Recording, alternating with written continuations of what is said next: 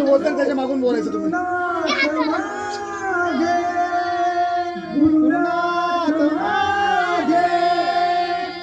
शिवपुरा चांदे बुवा वाकोली गजानन बुवा कविराज माझे